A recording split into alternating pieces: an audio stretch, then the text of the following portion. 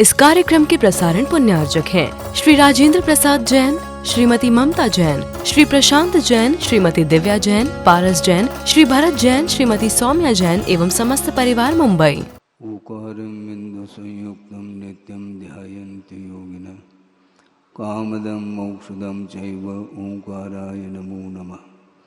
अविरल शब्द गणौग प्रक्षालित सकल भूतल कलंका मुनिविर्पाशित तीर्था सरस्वतीर्तनो दुरितम् अज्ञानतिमिरान्धानां ज्ञानाञ्जनशलाकया चक्षुरुन्मीलितं येन तस्मै श्रीगुरुवे नमः।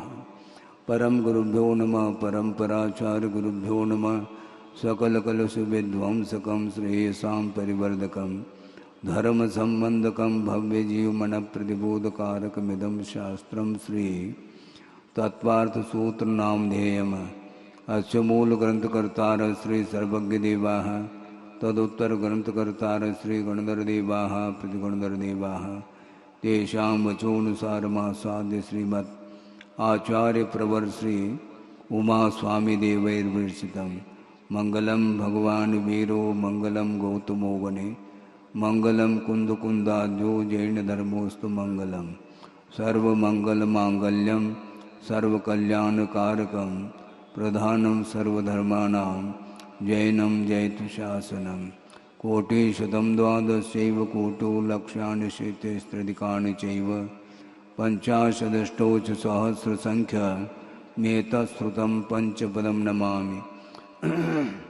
अरहंत भासयत्तं गणहरदेवे गन्तेयं सम्मं प्रणमामि बद्धजुक्तो सुगुणानमहो वहिं शिरसा येछामि बन्ते सुदभक्ति कांसो गोदुस्सालोचे अंग वंग पैनय पावड़य परियम सुत्त प्रमाणवोग पोगय चूलिया चेव सुत्तय थुदम कायम सैनिचकल मंचे में पूजे में वंदा में नमुम सामे दुख खो कमखो भोविलाओ सुगय गमनम समाय मरणम जनुगुण संपत्ति होद मध्यम अथो अप्राणिक स्वाध्याय वेलायाम श्रीमद आचार्य भक्ति कायो सर्गम करोमि। श्रुत जलदिपारगेभ्य स्वपरमत विभावना पटुमतिभ्य सुचरितपूर्णदेभ्यो नमो गुरुभ्यो गुणगुरुभ्य। छत्तीस गुण समग्रे पंचव्याचार करण संदर्शे शिष्यानुग्रह कुशले धम्मायुरे सदा वंदे गुरुभक्ति संयमेन य तरंत संसार सायरम घोरम चुन्नन्ते अट्टकम मम जम्मन मरणम न पावेन्ति ये नित्यं व्रतमंत्र ओम निरुता ध्यानाग्निहोत्राकुला षट्कर्मा वृता तपोधनदना साधु क्रिया साधव शील प्रावरणा गुण प्रेरणा चंद्रार्गतेजोदिका मोक्षद्वारक पाठ पाठ नवटा प्रीणन्तु मां साधव गुरुव पांतुनो नित्यं ज्ञान दर्शन नायका चारित्राण्वगंभीरा मोक्ष मार्गोपदेशका इच्छामि बंते आयुर्भक्ति कांसो को दोस्सालोचन समनान समदंसन समचर्जुत्तानं पंचव्याचाराणाम आयुर्यानम आयारादि स्मरानुपदेशानं उवज्झायानं तिरयन गुण पालुरयानं सौसानं सैनिचकल मंचे में पूजे में वंदामि नमम सामि दुख खो कम खो भोविलाओ सुगय गमनम समाय मरणम जनुगुण संपत्ति होद मध्यम मोक्ष मार्ग से नेतारम भेतारम कर्म भूव्रतां ज्ञातारम विश्वतत्वानां वंदे तद्गुण लब्धे।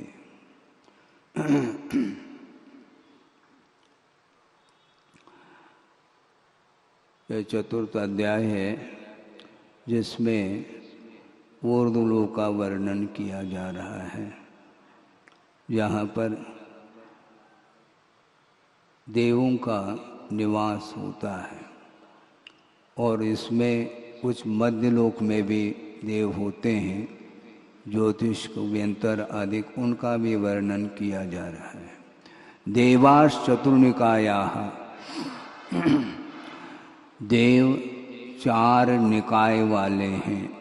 निकाय का अर्थ समूह हुआ करता है, यानी ये चार समूहों में देव विभाजित हैं, जो कि देववती नामकरण के उदय से होने पर बाह्य विभूति विशेषों के साथ जो द्वीप समुद्र आदि जो विशिष्ट स्थान हैं उनमें उन स्थानों में अपनी इच्छा के अनुरूप देव्यंती क्रीडंती इति देवा है, जो क्रीड़ा करते रहते उनका नाम देव हैं।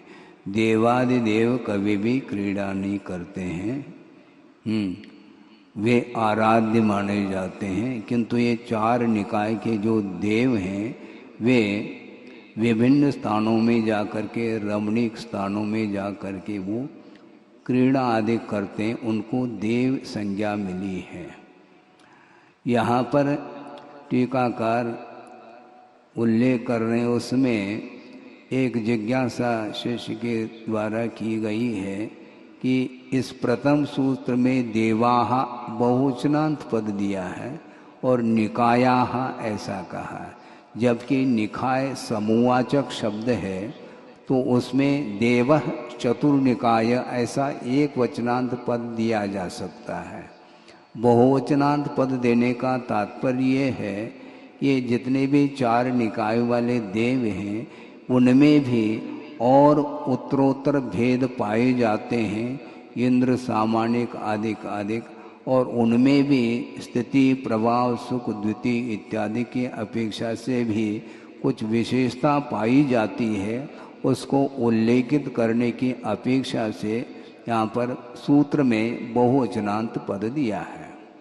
तो इस प्रकार ये भवनवासी, व्यंतर, ज्योतिष और वैमानिक के रूप में ये चार निकायों में विभाजित देव हुआ करते हैं।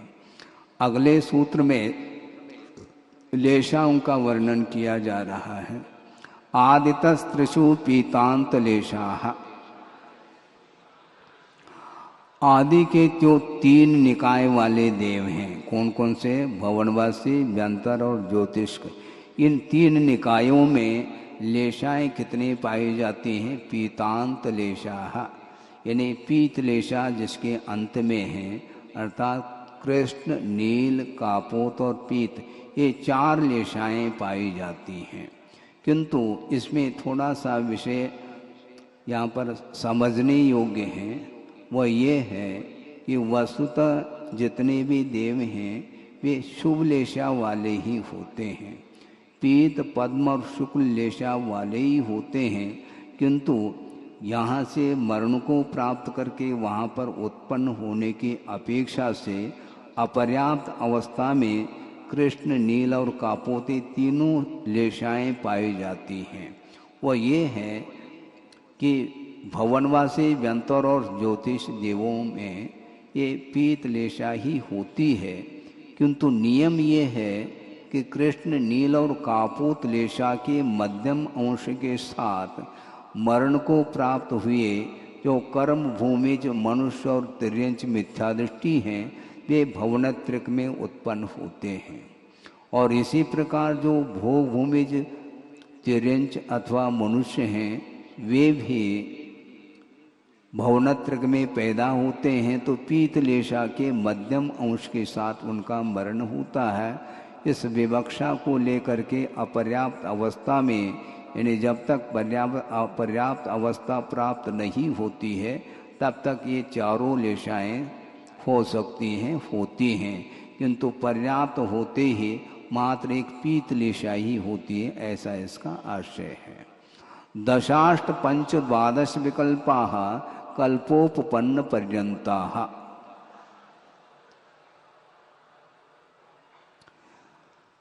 कल्पोपपन्न पर्यंत, कल्प किसको बोलते हैं? जहाँ इंद्रादिकों की व्यवस्था होती है, इंद्र है, सामानिक है, त्रायस्त्रंश है आदि वर्णन आने वाला है, उनकी व्यवस्था जहाँ तक होती है उनको कल्पोपन्न की संज्ञा है।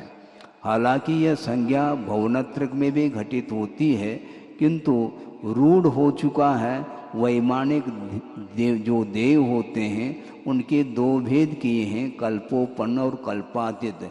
इस विवक्षा से वहाँ पर कल्पोपन्न की जो संज्ञा है वह वैमानिक देवों में रूढ़ हो चुकी है। वस्तुतः देखा जाए ये कल्पोपन्न की संज्ञा भवनत्रिक से लेकर के 16वें स्वर्ग तक ये कल्पोपन्न की संख्या यहाँ पर मिलती है। दशाष्ट पंच द्वादश विकल्पा, 10 भेद किसके हैं? भवनवासी के 10 हैं, व्यंतरों के 8 वेद हैं, ज्योतिषकों के 5 हैं और 12 विकल्प बनते हैं कल्पोपन्न वैमानिकों के। ये इंद्रों के अपेक्षा से 12 भेद किए हैं। हालांकि स्वर्ग तो 16 होते हैं और उसमें प्रथम स्वर्ग से लेकर के चौथे स्वर्ग तक एक एक स्वर्ग में एक एक इंद्र हैं। इसी प्रकार आनंद, प्राणत, आरण और अच्युत, ये अंत के 4 स्वर्गों में भी एक एक इंद्र हैं और बीच के जो 8 स्वर्ग हैं उनमें 2-2 में एक एक इंद्र हैं। इस प्रकार बीच के ये 8 कल्पों में 4 इंद्र और शुरुआत के 4 कल्पों में और अंत के 4 कल्पों में 4-4, इस प्रकार ये 12 जो भेद बनते हैं इंद्रों के अपेक्षा से वैमानिकों में बनते हैं। इंद्र सामानिक त्रायस्त्रिंश पारिषदात्म रक्ष लोकपालानीक प्रकीर्ण का अभियोग किल विषकाश्चैकशः।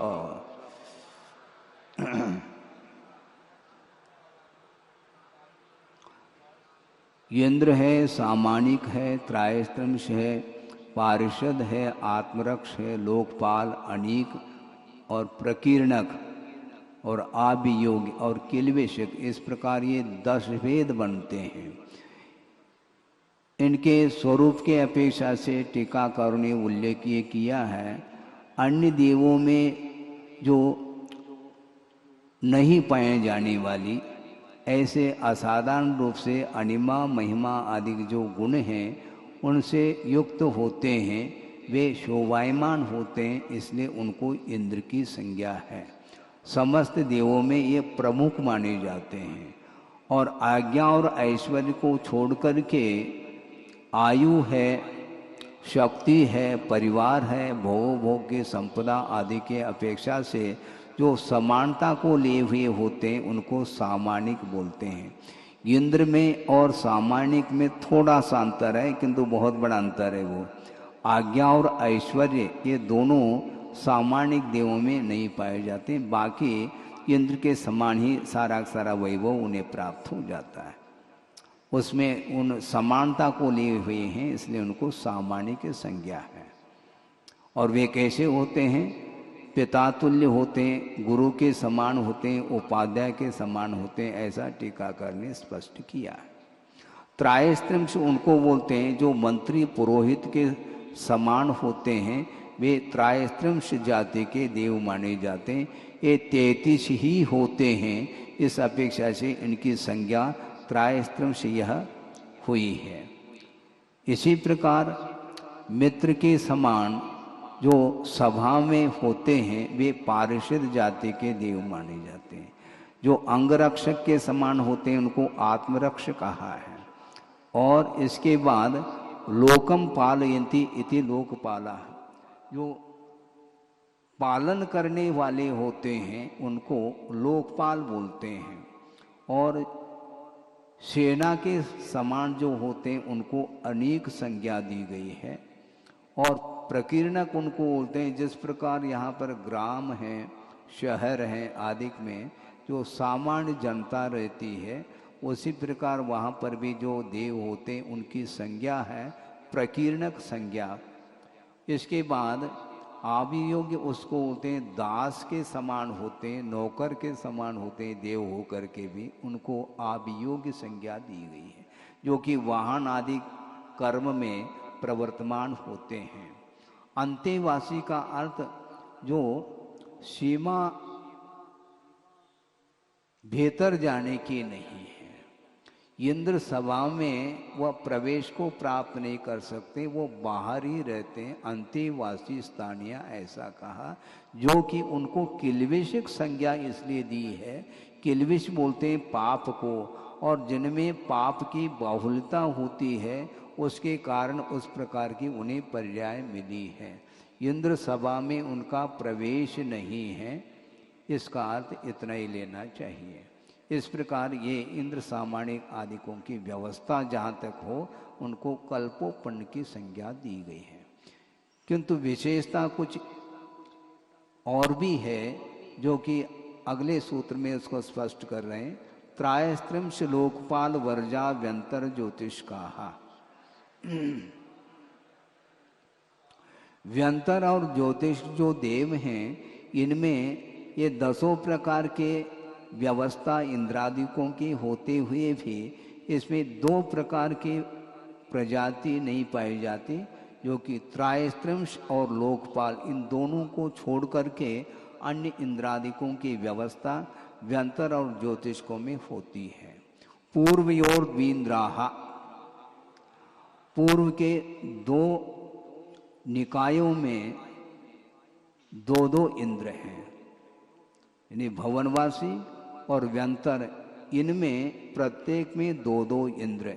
भवनवासी के स्वयं भेद करेंगे, 10 भेद होते हैं, उनमें प्रत्येक में 2 इंद्र होंगे। इस प्रकार 20 इंद्रों की व्यवस्था हो जाती है। और व्यंतरों के भेद कितने हैं? 8 हैं, उनमें 2 इंद्र अर्थात 16 इंद्र इसमें हो जाते हैं। अन्यत्र ग्रंथों में, आगम में ये विषय भी आता है कि इंद्र और प्रतिइंद्र मिला करके 100 की संख्या आ जाती है। भवनालय 40, व्यंतर देवान होंति 32, कप्पामर 24 और चंदो सूरो नरो तिरियो, इस प्रकार 100 इंद्रों की प्रतिइंद्र मिला करके इनकी संख्या आती है, किंतु यहाँ पर केवल इंद्रों की संख्या दी जा रही है। इसके बाद अब प्रविचार का विषय आता है। प्रविचार का अर्थ और कुछ नहीं, वासना का नाम प्रविचार है। वह कौन कौन से स्वर्गों में, देवों में किस प्रकार व्यवस्था उसकी होती है, इसका विषय स्पष्ट कर रहे हैं। काय प्रविचारा ऐशानाथ, शरीर के साथ प्रविचार अर्थात वासना वहाँ पर देखी जाती है। कहाँ तक? ऐशानाथ, ऐशान स्वर्ग तक के जो देव हैं, अर्थात भवनत्रिक भी इसमें शामिल हैं। भवनवासी, व्यंतर, ज्योतिष्क और वैमानिक देवों में सौदन और ऐशान, ऐसे 2 स्वर्ग।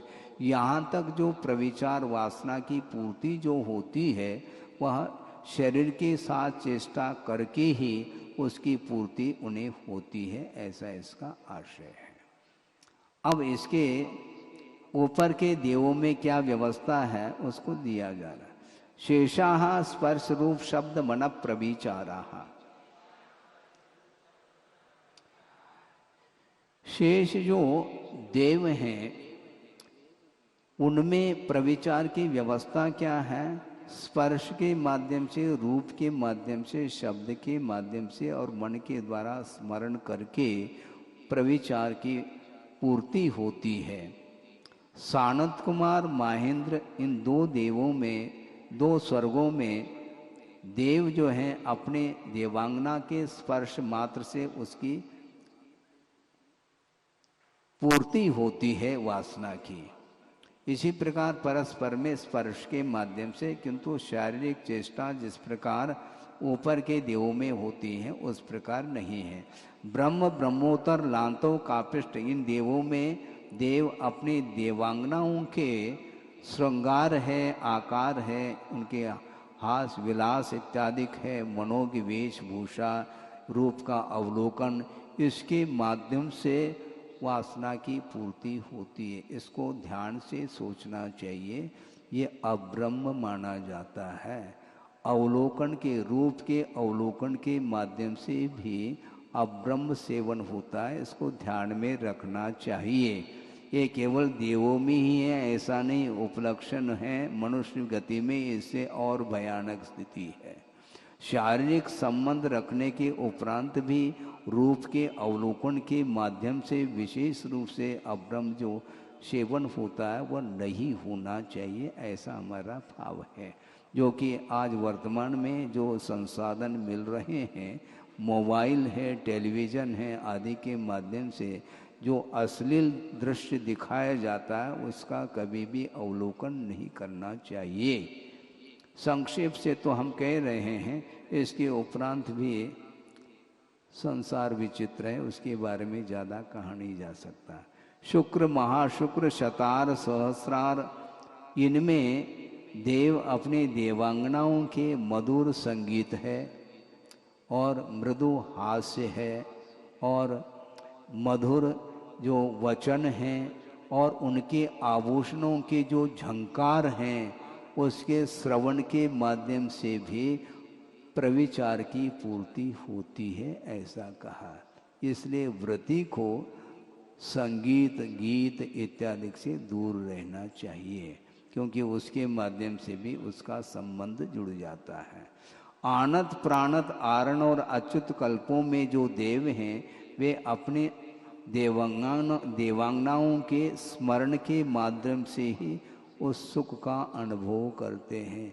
मन के माध्यम से न स्पर्श किया है, न रूप का अवलोकन किया है, न संगीत इत्यादि का श्रवण किया है, इसके बावजूद भी मन के माध्यम से स्मृति के माध्यम से अब ब्रह्म की पूर्ति होती है। बहुत बचना कठिन है। सभी प्रकार के नो कर्म से बचने के उपरांत भी एकांत में भी बैठो तब भी मन के माध्यम से स्मरण हो सकता है, उसके माध्यम से वह कार्य होता है। संयमी जो होता है बहुत अलर्ट रहता है। परे अप्रविचारा, आगे अर्थात 16 स्वर के उपरांत 9 ग्रहवेक, 9 अनुदेश और 5 अनुत्तर विमानों में रहने वाले जो अमिंद्र हैं वे किसी भी प्रकार से प्रविचार नहीं करते, प्रविचार से रहित होते हैं। क्योंकि प्रविचार का अर्थ टीकाकार ने स्पष्ट किया है, वेदना प्रतिकार प्रविचार। जो वेदना होती है उसका प्रतिकार का नाम प्रविचार है। और नवे ग्रहवेकादिक में रहने वाले जो अमिंद्र हैं उन्हें वेदना तत्संबंधी नहीं होती, क्योंकि बहुत मंद कषाय का उदय चलता है।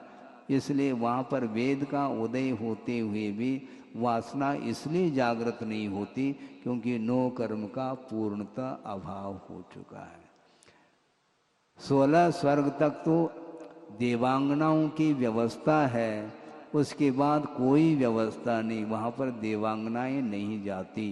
कहाँ पर? नवे ग्रहवेक, 9 अनुदेश और 5 अनुत्तर विमान। वहाँ पर वेद कर्म का उदय तो है, वेद कर्म की विच्युति नहीं हुई है, उदय विच्युति। इसके उपरांत भी उसके उदय में नो कर्म भी अपेक्षित है, किंतु नो कर्म का अभाव होने के कारण वहाँ पर किसी भी प्रकार से प्रविचार का भाव जागृत नहीं होता है। इसलिए उस प्रविचार के अभाव में परम यानी उत्कृष्ट सुख का वो अनुभव करते हैं, ऐसा टीकाकार ने दिया है। भवनवासिनो सुरनाग विद्युत सुपर्णाग्नि वातस्तनितो दधिद्वीप दिक्कुमाराः।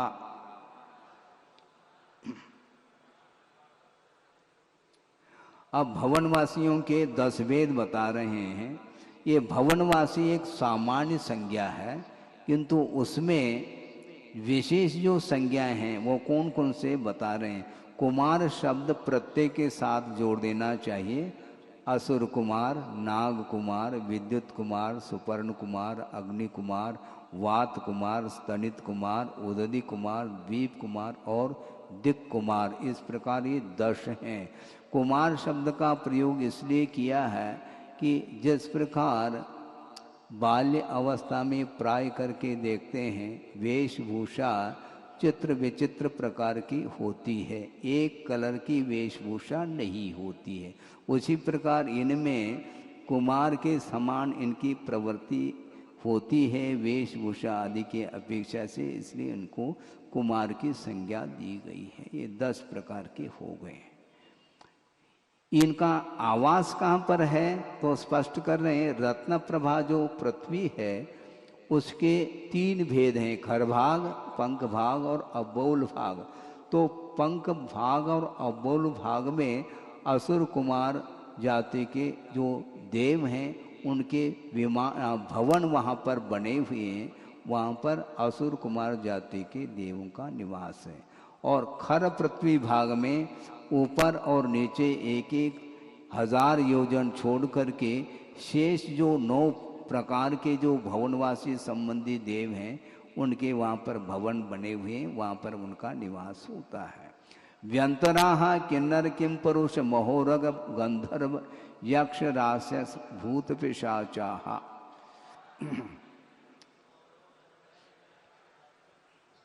हाँ, ये व्यंतर जाति के देव देखो इसमें कौन कौन है, ध्यान से सुनो।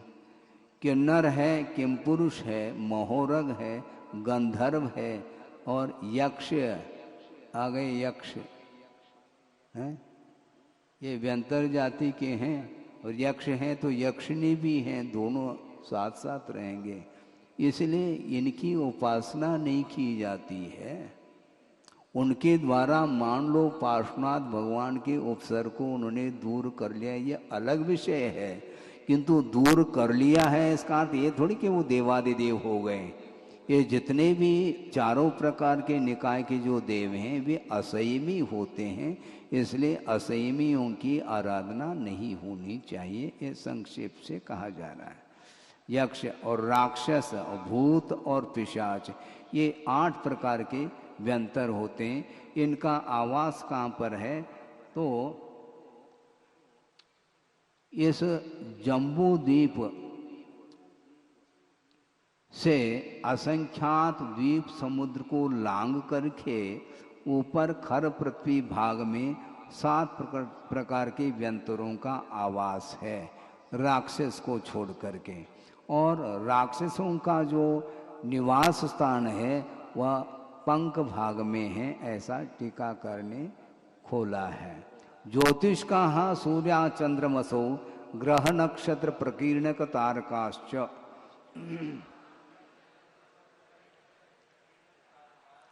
ज्योतिष का देव, ये ज्योतिष क्यों हैं? क्योंकि इनके जो विमान हैं वे ज्योतिर्मय स्वभाव वाले हैं, इसलिए इनको ज्योतिषी ऐसा कहा। ये 5 भेद हैं इनके।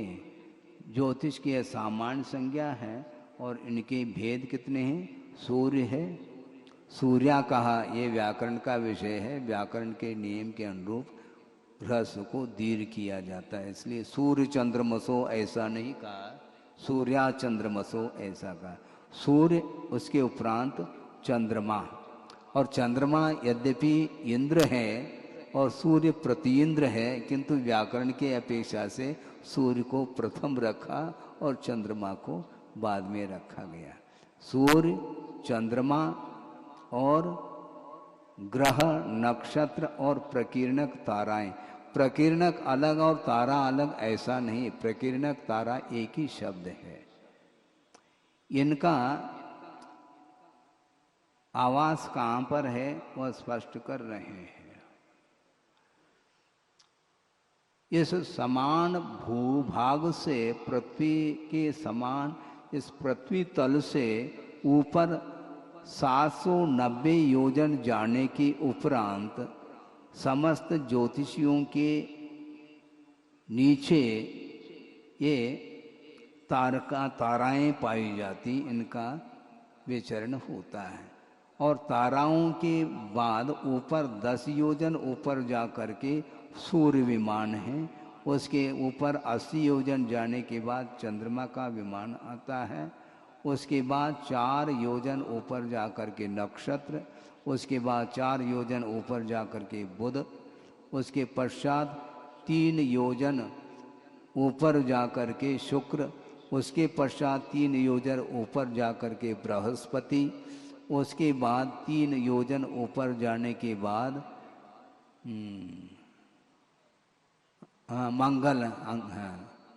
मंगल, उसके बाद 3 योजन ऊपर जाने के उपरांत शनिश्चर। इस प्रकार ये ज्योतिषगण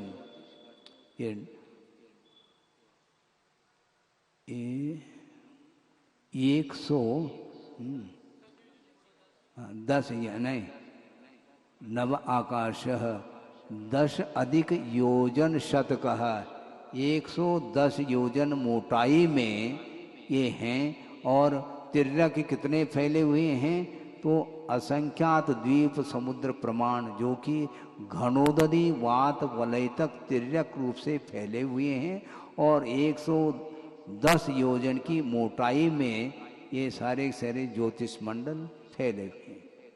मेरु प्रदक्षिणा नित्य गतियोर निलोके, नृलोक बोलते हैं मनुष्य लोक, 2.5 द्वीप में ये ज्योतिष देव नित्य गतया निरंतर यह गतिशील रहते हैं। क्या करते हैं? मेरु प्रदक्षिणा, मेरु की प्रदक्षिणा देते रहते हैं, इनका ये कार्य है।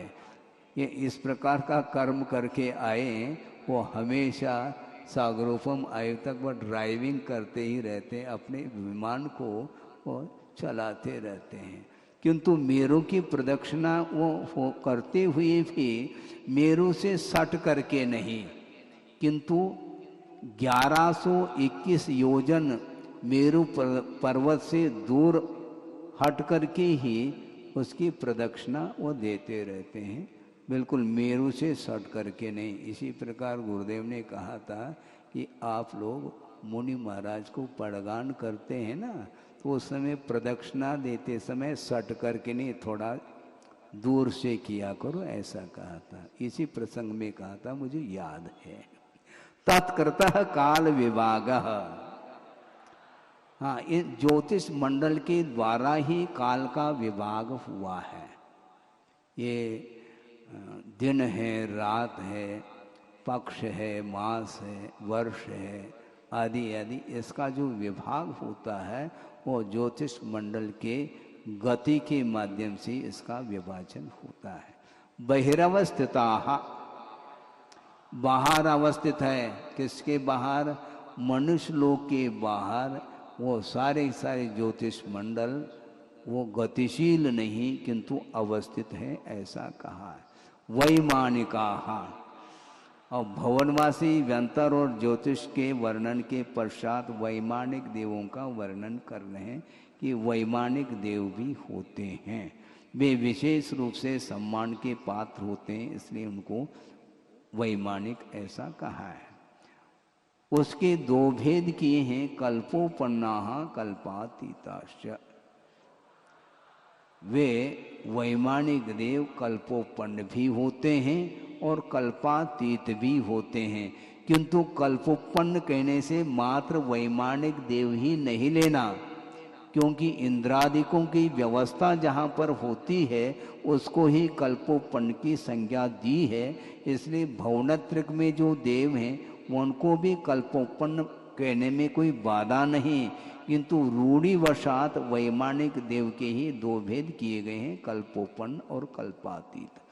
उपर्युपरि, ये ऊपर ऊपर हैं, युगल की अपेक्षा से ऊपर ऊपर होते चले जाएंगे। सौधर्मेशान सानंद कुमार महेंद्र ब्रह्म ब्रह्मोत्तर लांतव कापिष्ट शुक्र महाशुक्र शतार सहस्रारेश्वा नत प्राणतयोर आर्णाचितयोर नवसुग्रैवे केशु विजय वैजयंत जयंता पराजितेषु सर्वार्थ सिद्धौ च।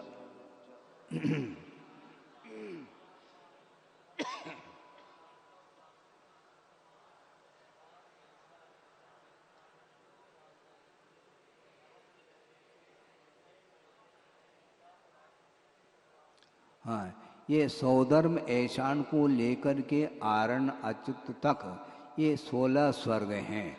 उसके बाद 9 ग्रैवेक हैं और 900 ग्रैवेकेशु, इस प्रकार जो पृथक जो पद रखा है उसका आशय ये खोला है टीकाकार ने।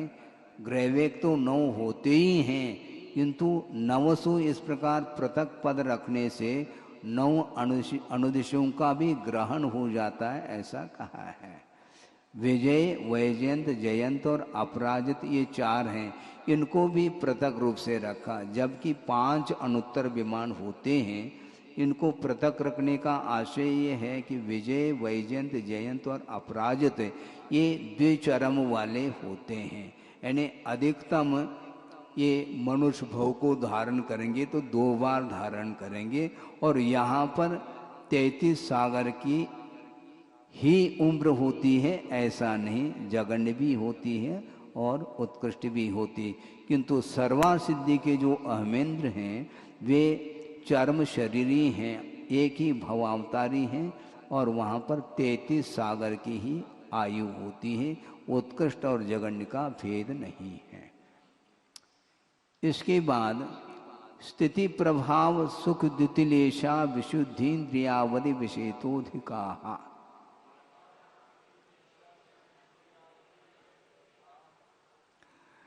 स्थिति किसको बोलते हैं? ये अधिक अधिक होते चले गए। किसकी अपेक्षा से? स्थिति की अपेक्षा से।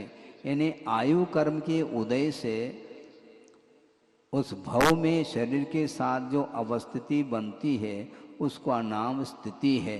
तो स्थिति के अपेक्षा से भी ऊपर ऊपर के देवों में आयु बढ़ती चली जाती है।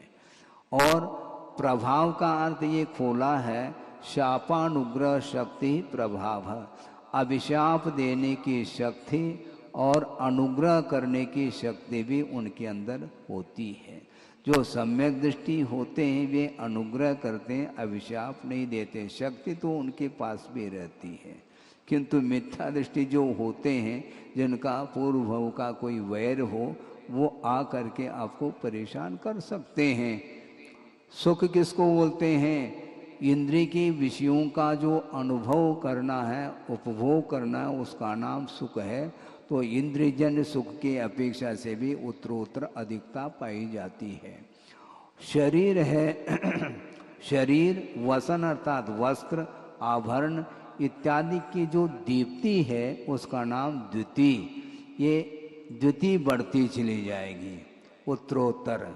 विमानों के भी, आभरणों के भी, वस्त्राभूषण आदि की और शरीर की जो दीप्ति वो भी बढ़ती चली जाती है, अधिक अधिक होती चली जाती है ऊपर ऊपर की अपेक्षा। लेशा का वर्णन तो कर लिया, तो लेशा संबंधी जो विशुद्धि है वह लेशा विशुद्धि वह भी बढ़ती चली जाएगी। और इंद्रियों के और अवधि ज्ञान के जो विषय हैं उसकी अपेक्षा से भी उनमें अधिकता पाई जाती है। इस प्रकार ये उत्तरोत्तर अधिकता को लेकर के वर्णन किया गया। अगले सूत्र में हीनता को लेकर के भी विषय आ रहा है। गति शरीर परिग्राह्य मानतो हीनाः। इनकी अपेक्षा हीनता क्या? देश देशांतर प्राप्ति में जो हेतु है उसका नाम गति है। वे मंदकशाई होने के कारण अन्य देशांतर में जा कर के क्रीड़ा आदि करना ये उत्तरोत्तर कम होता चला जाता है। आचार्य महाराज ने ये कहा था कि मनुष्य गति में ऐसा नहीं, इसका उल्टा होता है। जो जितना रईस होता है वह उतना ही वह अन्य प्रदेशों में जा कर के वह सुख का अनुभव करता है। जो गरीब होते हैं वो कहाँ से जाएंगे शिमला कश्मीर वगैरह, उसके लिए नसीब में थोड़ी बिल्कुल है, क्योंकि जो रईस होते हैं उनके लिए संपदा है और उसका वो ऐश करते रहते हैं। ये उत्तरोत्तर हीन, यानी यहाँ तक कहा है कि 16वें स्वर के उपरांत के जो अहमिंद्र होते हैं, ग्रैवेक, अनुदेश और अनुत्तर विमान में रहने वाले, वे समोषण आदि में भी नहीं जाते हैं, ऐसा कहा है। हाँ, कोई विकल्प ही नहीं, क्योंकि अत्यंत मंद कषाय होने के कारण आकुलता का अभाव है। शरीर के अपेक्षा से भी हीनता है। लोभ कषाय आदि के अपेक्षा विषयों में भी जो परिग्रह के समागम के अपेक्षा से भी हीनता है। ऐसा क्यों? इसी मान कषाय से उत्पन्न जो अहंकार है वो अभिमान माना जाता है और मान कषाय की मंदता पाई जाती है, इसलिए अभिमान भी कम होता चला जाता है।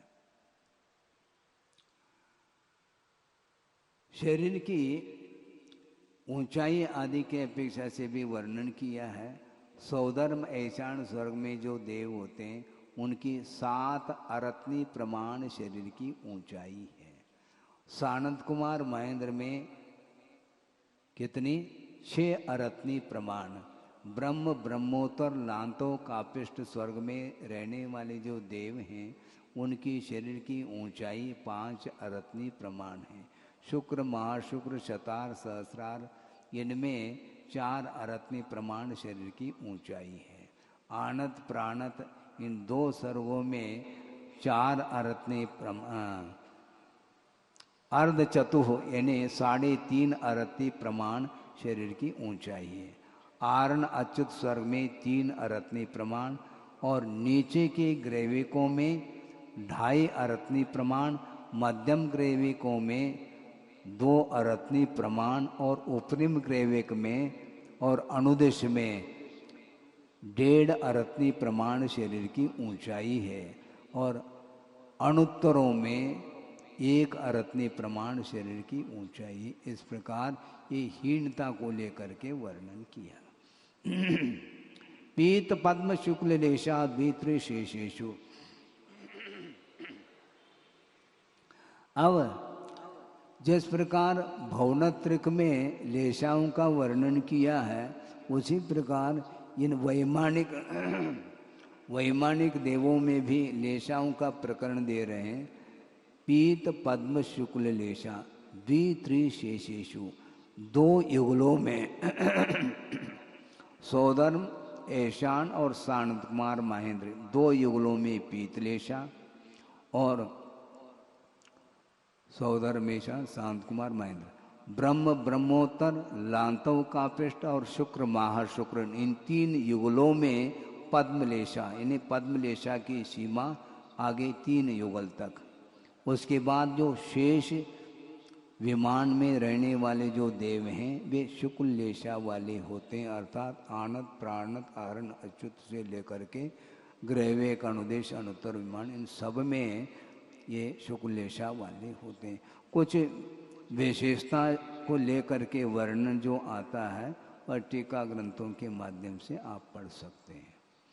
प्राग्रैवे के व्यह कल्पाहा ये खुल गया देखो।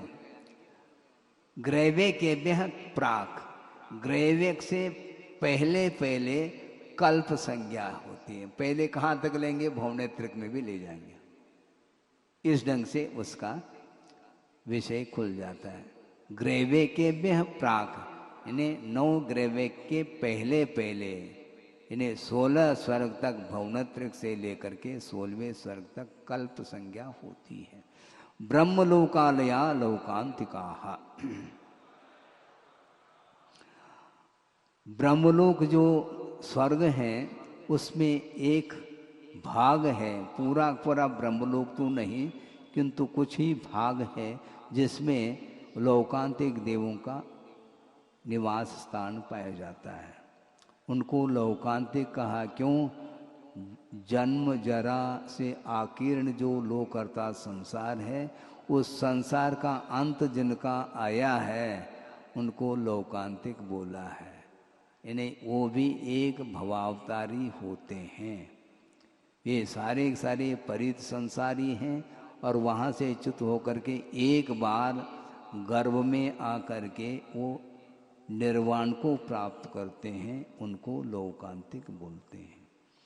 उनके भेदों भेद के अपेक्षा से भी एक सूत्र से वर्णन कर रहे हैं।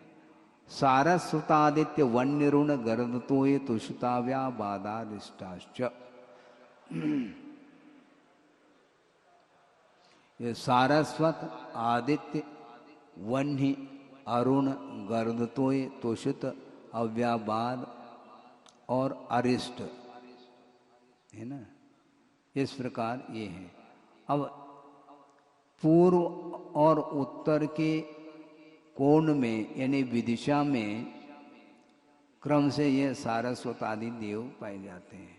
इन्हें यथा पूर्व और उत्तर के कोण में सारस्वत के विमान, पूर्व दिशा में आदित्य विमान, पूर्व दक्षिण कोण में वह्नि विमान हैं और दक्षिण दिशा में अरुण, दक्षिण और पश्चिम के कोण में यानी विदिशा में गर्दतोय नाम का विमान है, पश्चिम दिशा में तुषित विमान, उत्तर पश्चिम दिशा में यानी विदिशा में अव्याबाद नाम का विमान और उसके बाद उत्तर दिशा में अरिष्ट देवों के विमान।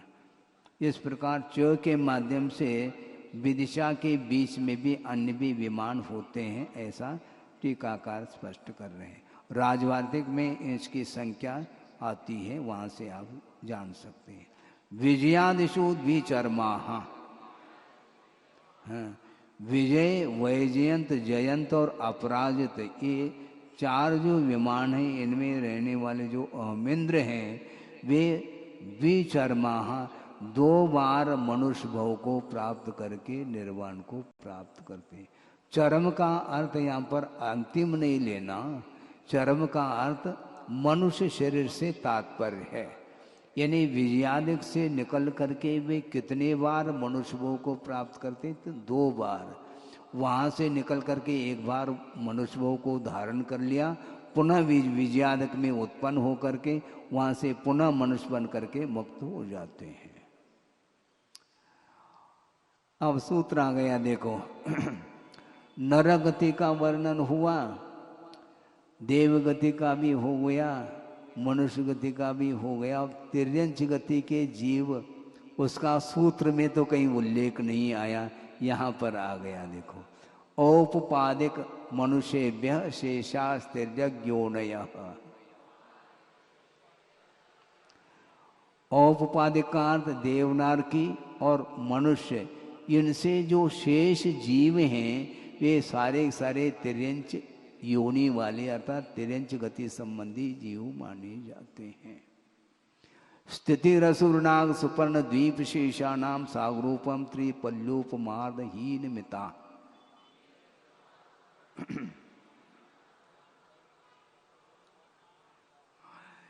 यहाँ पर उत्कृष्ट स्थिति का वर्णन किया जा रहा है।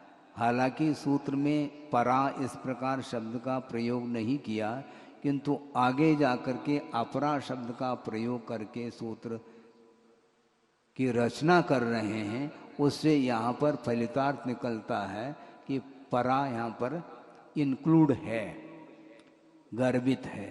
स्थिति अर्थात वही आयु। असुर कुमार की कितनी आयु है? 1 सागरोपम। नाग कुमार की 3 पल्योपम। सुपर्ण कुमार की 2.5 पल्य और द्वीप कुमार की 2 पल्य और शेष कुमारों की 1.5 पल्य प्रमाण आयु है ना। अर्धहीन, आधे आधे कम करते चले जाओ। सौदर में ईशान्यो सागरोप में अधिके। सौधर्म और ऐशान स्वर्ग में रहने वाले जो देव हैं उनकी आयु कितनी है? उत्कृष्ट 2 सागर कुछ अधिक। सागरोपमे द्विवचन का प्रयोग किया है, इसलिए 2 शब्द 2 संख्या लिखने की आवश्यकता नहीं, क्योंकि सागरोपमम, सागरोपमे, सागरोपमाणी ये रूप चलते हैं। इसलिए सागरोपमे का अर्थ 2 सागर और कुछ अधिक, ये सौधर्म ऐशान संबंधी उत्कृष्ट आयु। सानत कुमार महेंद्रियो सप्त। सानत कुमार और महेंद्र स्वर्ग में सप्त यानी 7। सागरोपम की अनुवृत्ति ले लेना, क्योंकि सागरोपम कहेंगे तो फिर वहाँ पे सूत्र बड़ा हो जाएगा। एक बार सागरोपम शब्द का प्रयोग कर चुके हैं, अर्थात सानंद कुमार और महेंद्र स्वर्ग में 7 सागर की आयु है। और ऊपर के स्वर्गों में बता रहे हैं 3 नवैकादश त्रयोदश पंचदश भी रधिकानितो। हाँ, ब्रह्म ब्रह्मोत्तर युगल से लेकर के प्रत्येक युगल में आरण अच्युत तक क्रम से साधिक 3 से अधिक 7 सागरोपम, यानी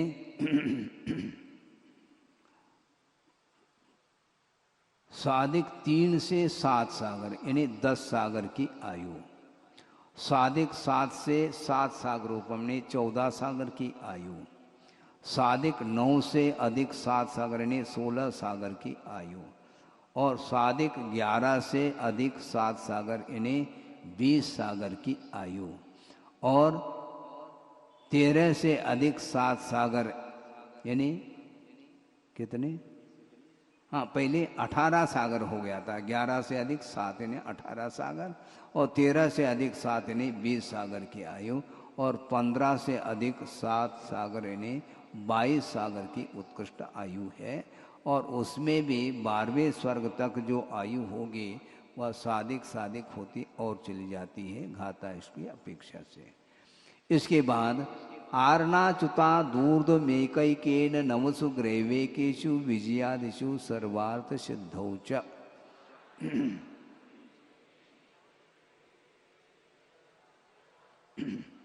आरण और अच्युत स्वर्ग के ऊपर 9 ग्रैवेकों में से प्रत्येक में एक एक सागर आयु बढ़ाते चले जाओ, 31 सागर की आयु हो जाएगी 90वें ग्रैवेक में जाकर के।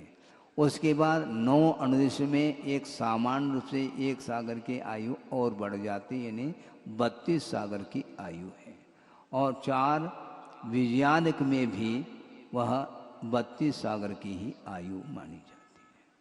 तथा सर्वार्थ सिद्धि में, हाँ अच्छा, अनुदेश के बाद 4 विजयादिक में एक सागर की आयु और बढ़ेगी, यानी 33 सागर की उत्कृष्ट आयु है। किंतु सर्वार्थ सिद्धि में 33 ही है, इसलिए उसको पृथक रूप से रखा है। इस प्रकार ये उत्कृष्ट आयु का प्रकरण समाप्त हो जाता है। अपरा पल्लोपम मदिकम, अपरा अर्थात जगन्य, जगन्य आयु कितनी है, यानी मिनिमम आयु कितनी है। सौधर्म और ऐशान स्वर्ग में साधिक एक पल्य प्रमाण जगन्य आयु है। परत परत पूर्वा पूर्वानंतराहा, और सौधर्म ऐशान स्वर्ग से आगे आगे के जो स्वर्गीय देव हैं उनमें पूर्व पूर्व के स्वर्गों में जो उत्कृष्ट आयु है वही उत्कृष्ट आयु आगे आगे के स्वर्गों में बिना अंतर लिए वह जगन्य होती चली जाती है। ये इसका तात्पर्य है।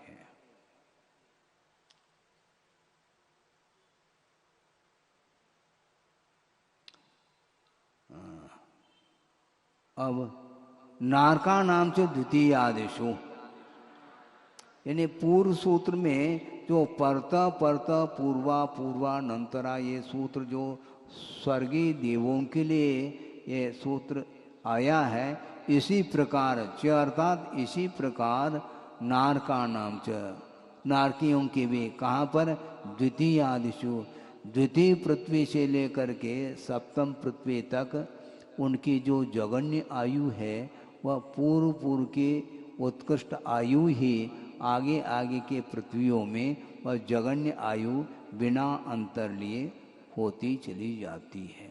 किंतु इस इतना कहने के बावजूद भी प्रथम नरक संबंधी जगन्य आयु का तो आपने वर्णन नहीं किया, अगले सूत्र में कर रहे हैं 10 वर्ष सहस्राणी प्रथमायाम।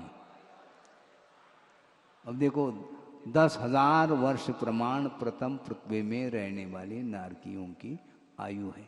चतुर्थ अध्याय में आकर के नारकियों की जगन्य आयु का इन्होंने वर्णन किया, क्योंकि संक्षेप में वर्णन करना था, इसलिए 2 सूत्र के माध्यम से जगन्य आयु का वर्णन इस ढंग से किया है। इसी प्रकार भवने शुचोह, जिस प्रकार प्रथम पृथ्वी में 10,000 वर्ष की आयु है, उसी प्रकार जो भवनवासी देव हैं उनकी भी जगन्य आयु 10,000 वर्ष प्रमाण है। व्यंतरा नाम चो, व्यंतरों की भी 10,000 वर्ष प्रमाण आयु है, किंतु व्यंतरों की उत्कृष्ट आयु का वर्णन नहीं किया था अभी तक, अब कर रहे हैं। परापल्योपम मदिकम, परा अर्थात उत्कृष्ट आयु व्यंतरों की कितनी है, साधिक एक पल्य प्रमाण आयु है। किंतु भवनवासी वगैरह के उत्कृष्ट आयु का वर्णन पहले हम कर आए हैं, यहाँ पर करने की आवश्यकता नहीं। ज्योतिष का नाम च, जिस प्रकार साधिक एक पल्य प्रमाण व्यंतरों की उत्कृष्ट स्थिति है, आयु है, उसी प्रकार ज्योतिषकों की भी एक साधिक एक पल्य प्रमाण उत्कृष्ट आयु है। ज्योतिष का नाम चौ, और ज्योतिषकों की भी साधिक एक पल्ली प्रमाण उत्कृष्ट आयु हो जाती है। और जगन्य आयु कितनी है?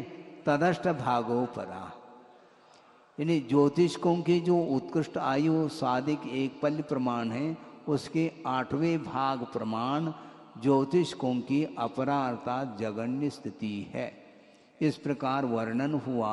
अब लोकांतिक जो देव हैं उनकी आयु कितनी है, इसका वर्णन करने के लिए अंतिम सूत्र आ रहा है। लोकांतिका नाम अष्टो सागरूपमाणी सर्वेशाम। सर्वेशाम लोकांतिका नाम, जितने भी लोकांतिक देव हैं उनकी 8 सागर प्रमाण आयु होती है। जगन्य और उत्कृष्ट का भेद इसमें नहीं है। और ये सारे शुक्ल लेशा वाले होते हैं। 5 हाथ प्रमाण जिनके शरीर की ऊंचाई है, और अन्य ग्रंथों में आता है ये भी द्वादशांकी पाटी होते हैं।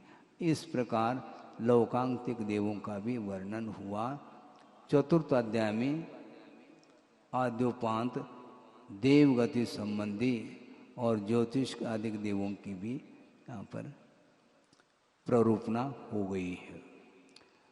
बोधि समाधि परिणाम शुद्धि स्वात्मोपलब्धि शिवसोख सिद्धि चिंतामणिम चिंतित वस्तुदाने वाम वंद मानस्य ममास्तु देवी। परम पूजाचार्य गुरुवर श्री विद्यासागर जी मुनि महाराज की। इस कार्यक्रम के प्रसारण पुण्यार्चक थे श्री राजेंद्र प्रसाद जैन, श्रीमती ममता जैन, श्री प्रशांत जैन, श्रीमती दिव्या जैन, पारस जैन, श्री भरत जैन, श्रीमती सौम्या जैन एवं समस्त परिवार मुंबई।